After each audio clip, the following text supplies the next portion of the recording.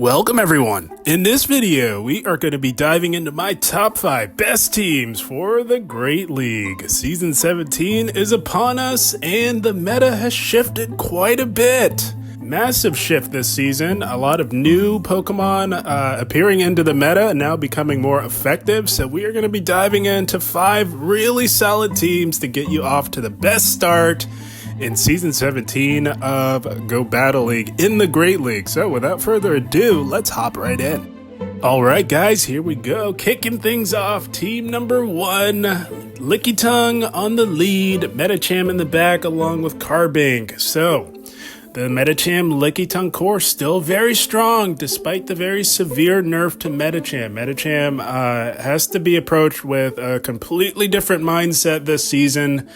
It no longer has the very good coverage it once had in Psychic, so it's much more of an alignment-based Pokemon, which is fine with this particular team because it is a very balanced team, but with Licky on the lead, still very strong this season, wins more often than not.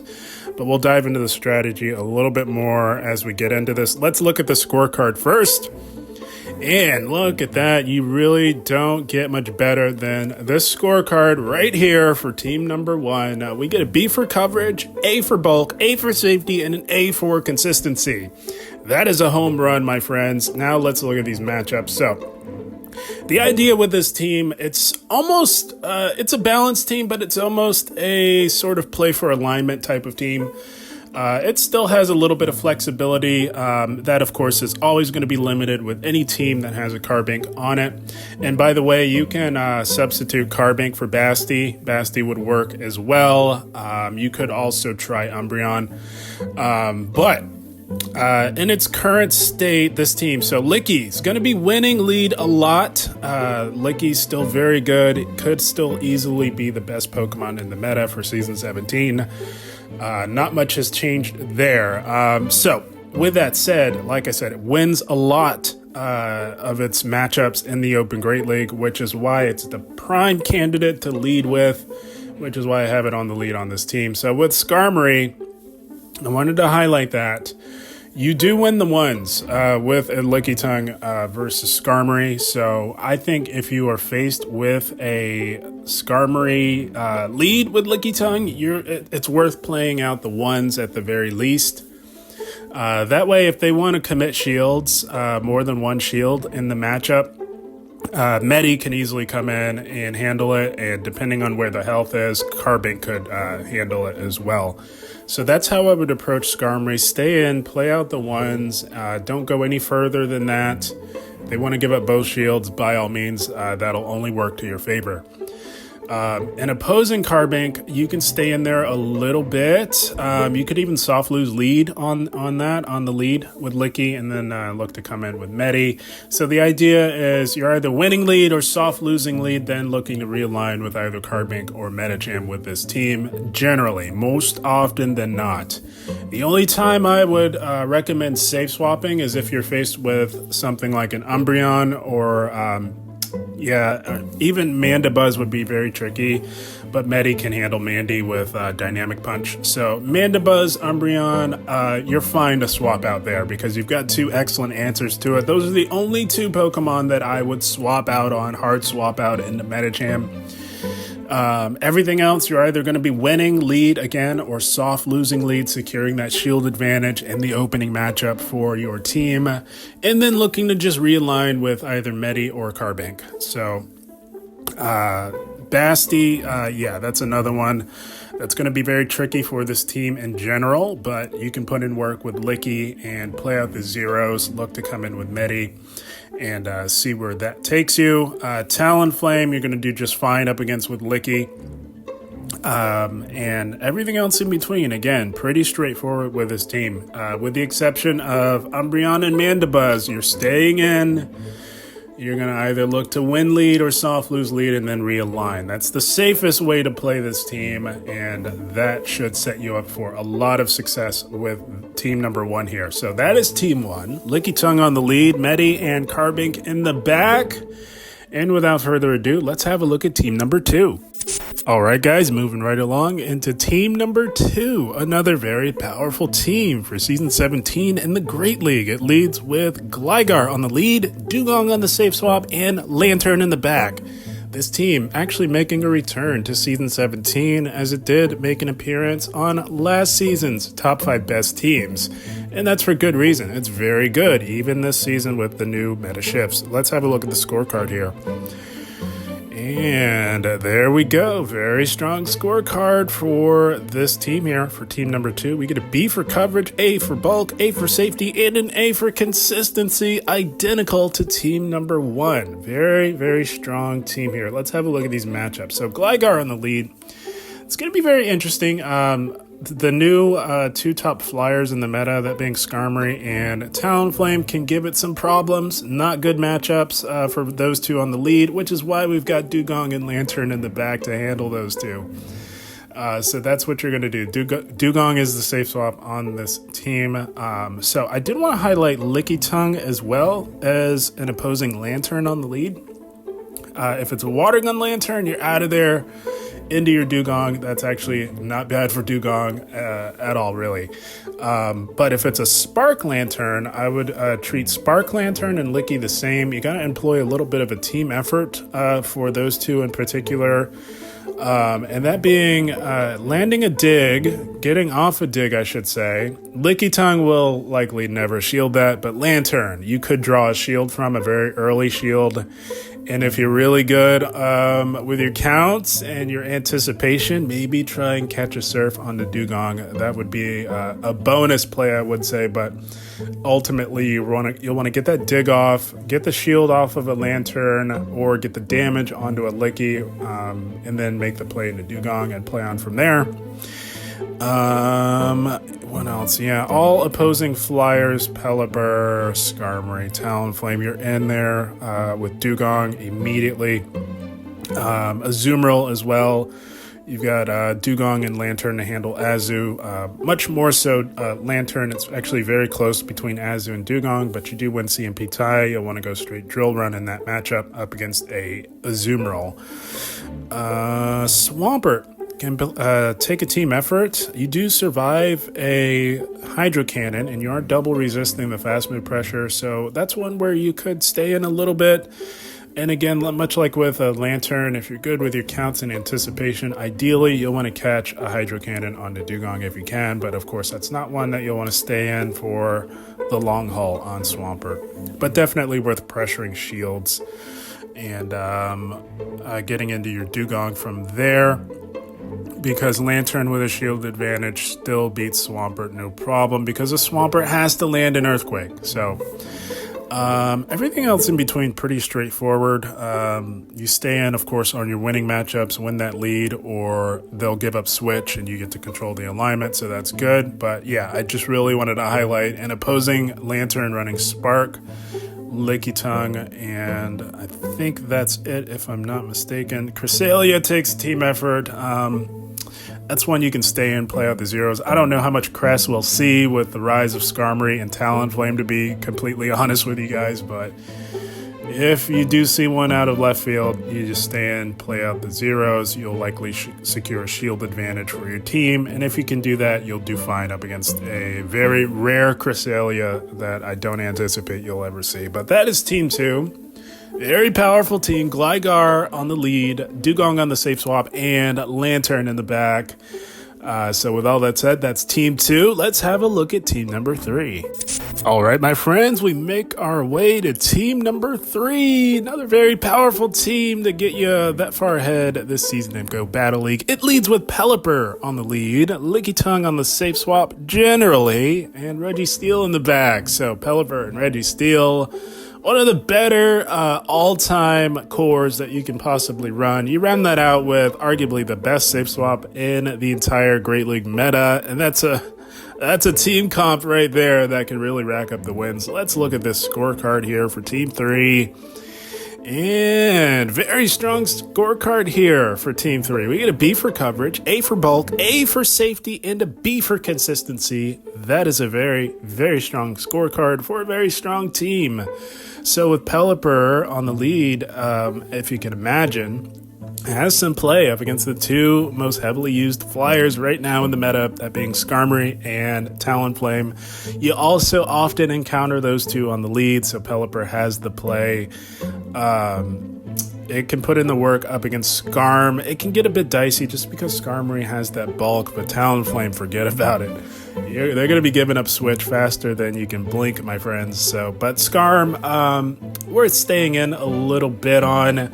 Again, if you're really good with your counts and anticipation, the ideal play is to catch a Sky Attack onto Licky, if at all possible. Carbank and Basti, I wanted to highlight a little bit. Carbank, you'll want to try and get off a Weather Ball just to soften it up and then make the play into Licky and play from there. Basti, because it's a little bit slower, you can actually stay and try and pressure and get off a couple of Weather Balls. But with those two, you'll eventually want to get out of there into Licky. Try and draw out that Medicham that's often lurking in the back behind those two. That way Pelipper can come back in, clear that way for Reggie to do what it does best, that is close the game strong. Reggie, one of the best closers because it performs very well when shields are down on both ends. And speaking of Reggie, if you encounter one on the lead, I don't anticipate you will see very many on the lead this season, just because I think a lot of the Talonflames have deterred Reggie steal leads. But you could see it. And with that matchup, it does take Reggie a while to get to those Zap Cannons. All the while, the Weather Balls are hitting for some very nice spammy neutral damage. But again, much like with Carbank and Basti, that's not one you'll want to stay in on. You'll want to get out of there into Licky after whittling away a little bit at it. At least one Weather Ball, I would say, is enough for Licky to put in work. And what else? I think everything else is pretty straightforward. Superior can be tricky. You can play that a number of ways. You can play out the twos and win that pretty handedly, and that might be the safest play because they may not want to give up shields. They may want to just soft lose lead because a Superior lead could often have a Talonflame lurking in the back, and if you can get shields down, all three of these Pokemon are going to do just fine there. So you could play out the twos, both Pokemon in the back, very bulky. The shielding priority will generally go to Pelipper on this team anyways, so that's how I would approach a Superior. You could also just hard swap Reggie. I don't often recommend that, but you could do that to force the swap. And Reggie is really good at pressuring shields. You're almost guaranteed a shield with Reggie Steel in the Great League just because those nuke moves hit pretty darn hard.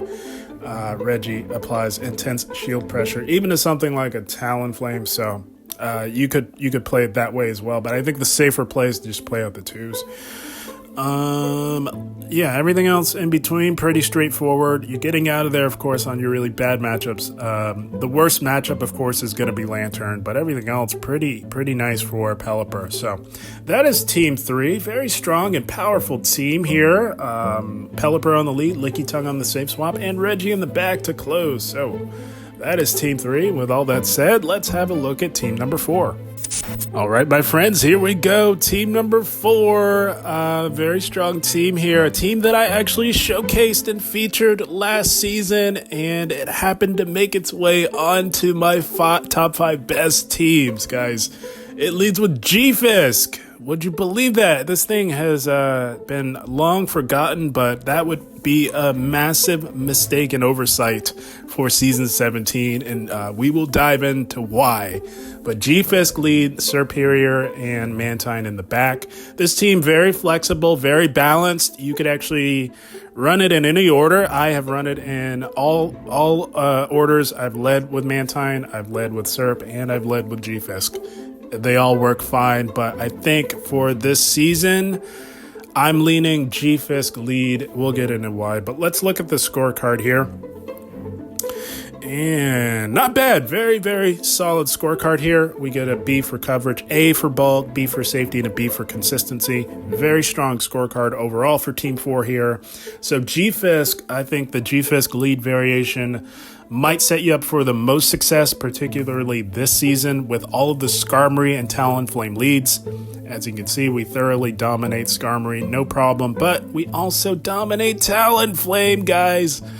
So that's why I think even in the twos, you win all shielding scenarios with a highly ranked Stunfisk. So there's a caveat there. You'll want to definitely look at the sims on your IVs.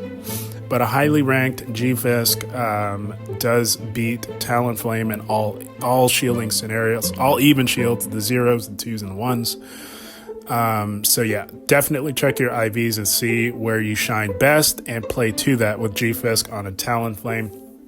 If things go awry, you maybe zig when you should have zagged, you do have that Mantine lurking in the back for a Talonflame as well. You'll just want to avoid it with your superior at all costs, of course. So that's why, yeah, G-Fisk or Skarmory and Talonflame is what prompted me to lean most toward the G-Fisk lead variation with this line. Everything else in between, pretty straightforward. Counter users like Medicham and Vigoroth, you're not going to want to stay in there on, particularly Medicham, but Vigoroth, not running Bulldoze these days. You can still stay in there, dance around a little bit, maybe catch a move on your Superior. Superior is generally going to be the safe swap if you have to get out of a bad lead like a Medicham or a Vigoroth, just because Lantern is still very prevalent, and the one thing you don't want is to safe swap your Mantine and have that Lantern just lock it down and absolutely take full advantage of that poor Mantine. So even if they meet your SERP safe swap with a Talonflame, you do thoroughly outpace to those aerial aces, and you might even force a shield, because if they try to get greedy and farm you all the way down, the aerial aces will be a very rude awakening for a Talonflame that tries to get greedy. They will have to throw a move on a Superior. And speaking of Superior, if you encounter one on the lead with this G-Fisk lead variation, you can stay in there a little bit. Ideally, again, I keep going back to this, if you're good with your counts and anticipation, the ideal play is to obviously catch a Frenzy onto your own SERP. But if you can't quite pull that off, I think you soften it up, at least with a Rock Slide. That way you come in with your own SERP at a health advantage. So that's how I would approach a Superior. And I think everything else in between is pretty straightforward. Gligar can be a bit tricky. That's one where you just kind of have to soft lose lead and then look to realign with your Mantine. I would not just immediately swap into SERP. I think you just have to take what was presented to you and just soft lose lead there and look to realign with a Gligar lead. But everything else in between, I think, is pretty straightforward. Another reason to lead with G-Fisk is people are running Lantern a lot on the lead in preparation for all the Skarmory and Talonflames. So, yeah, if you're wondering, like I said, you can run it in any order. To be honest, the team is that strong. But I think generally G-Fisk on the lead is going to set you up for the most success. So that is Team 4. G-Fisk leads, Superior and Mantine in the back. Very strong and balanced team that I'm sure you'll see on this channel this season as well. So with all that said, that's Team 4. Let's dive into Team number 5. All right, my friends, last but certainly not least, we've got Team number 5 here. Another pretty solid team here, I must say, for the Great League. It leads with Azumarill on the lead, Registeel on the safe swap, and Gligar in the back.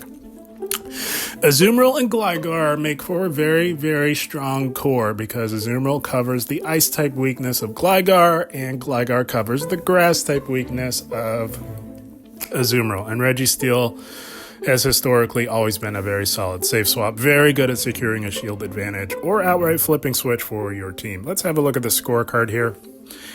And very strong scorecard yet again for Team 5. We've got a B for coverage, A for bulk, B for safety, and a B for consistency. Very strong scorecard overall here for Team 5. So Azu, you could also lead Gligar and have Azu in the back, but still, I think no matter what, you're going to want to safe swap Reggie. But for now, I think Azu is a little bit stronger on the lead just because of Skarmory and Talonflame. And speaking of Skarmory, that's one where you kind of have to stay in and just play out the zeros, then look to realign. By then, this, if it does find its way to your Gligar, it's still low enough. Azu would have put in enough work to where I think Gligar could edge it out with a health advantage. The obvious ones like Licky, SERP, you're going to get out of there into your Registeel. force that swap, get shields down with Reggie with that intense shield pressure, and then look to play on from there. Basti, you've got 2 excellent answers to. Same goes for Carbink. All 3 of these Pokemon beat a Carbink on the lead if you were to encounter it there on an opposing team. Pokemon like Mantine and Pelipper can be a bit tricky. Again, you'll still want to just... You can stay in a little bit with Azu, maybe whittle away at the health a little bit. That way, when you force the swap with your Reggie safe swap, you'll still want to do that with Reggie just to shake things up so that you can get energy where you need to edge that out. Or get shields down and secure that shield advantage for Gligar, because if they do find their way to Gligar, having shields down with the Reggie safe swap will set you up for the most success. But you can stay in a little bit, get off an Ice Beam on either Pelipper or Mantine, and then hard swap that Reggie to force them to swap out. What else here? I think Clodsire, you can soft lose lead on, then look to realign. That's how I would play that, and I think everything else is pretty straightforward. And again, guys, if you guys have any additional questions, comments, or concerns that you want to go more in depth on with any of these teams, hop into my Discord, link in the description, absolutely free to join. You can ask me anything you'd like. We always have a really fun time, and it's full of lots of information and fun times. So you can hop in the Discord as well if you have any additional questions or need any more tips on strategy or how to approach a certain situation. But yeah, that is Team 5, Azu, Reggie, and Gligar. And that about wraps it up, guys, for my Season 17 Top 5 Best Teams for the Great League. The meta is vastly different than it was last season, and that is not necessarily a bad thing. I've been having tons of fun thus far, and hopefully you guys can find some success with these very strong teams on this list, as well as everything else in between that you see on this channel. But guys, I had a blast. I hope you all enjoyed. As always, I thank you for watching, and keep up the grind. Thank you, guys.